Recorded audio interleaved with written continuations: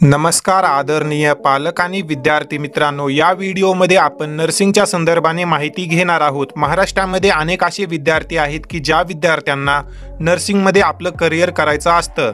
तर या व्हिडिओमध्ये आपण ANM GNM त्यासोबतच BSc नर्सिंग या कोर्सेसमध्ये ॲडमिशन प्रवेश प्रक्रिया संदर्भाने माहिती घेणार आहोत।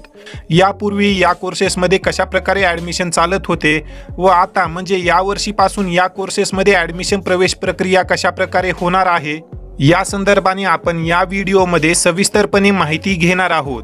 या व्हिडिओला महाराष्ट्रातील इतर गरजू विद्यार्थ्यांपर्यंत शेअर करा, जेणेकरून ज्याही विद्यार्थ्यांचं BSc नर्सिंग किंवा ANM GNM या कोर्सेसमध्ये ॲडमिशन घेण्याचं स्वप्न आहे त्यांचं स्वप्न साकार होण्यामध्ये मदत होईल। तर विद्यार्थी मित्रांनो, या ठिकाणी आपण ही नोटीस पाहू शकतो। ही नोटीस आपल्याला 9 फेब्रुवारी 2024 रोजी मिळालेली आहे। या नोटीसमध्ये काय सांगण्यात आलेलं आहे ते आपण इथे पाहू शकतो। ज्याही विद्यार्थ्यांना ANM GNM त्यासोबतच BSc नर्सिंग या कोर्सेसमध्ये अकॅडमिक इयर 2024-25 मध्ये ॲडमिशन घ्यायचं आहे त्या विद्यार्थ्यांना MH नर्सिंग CET 2024 ही परीक्षा देणं अनिवार्य आहे।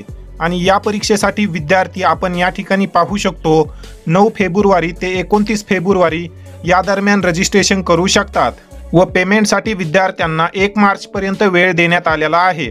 तरी ज्याही विद्यार्थ्यांना यावर्षी महाराष्ट्रामध्ये ANM GNM BSc नर्सिंग या कोर्सेसमध्ये ॲडमिशन घ्यायचं आहे त्या विद्यार्थ्यांना MH नर्सिंग CET 2024 ही परीक्षा देणं अनिवार्य आहे।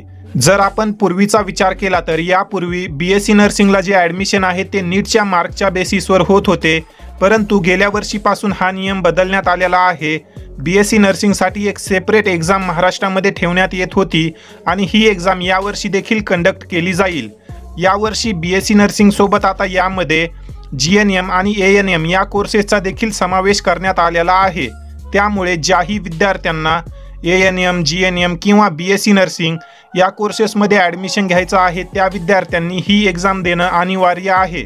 महाराष्ट्रातील अनेक गरजू विद्यार्थ्यांना या नवीन नियमाबद्दल माहिती नाही। अनेकांना आताही वाटतं की 12वी पासवरच ANM किंवा GNM BSc नर्सिंग या कोर्सेससाठी ॲडमिशन होतात, परंतु यावर्षी जर तुम्हाला आता ANM किंवा GNM या कोर्सेसमध्ये देखील ॲडमिशन घ्यायचं असेल तर तुम्हाला ही परीक्षा देणं अनिवार्य आहे।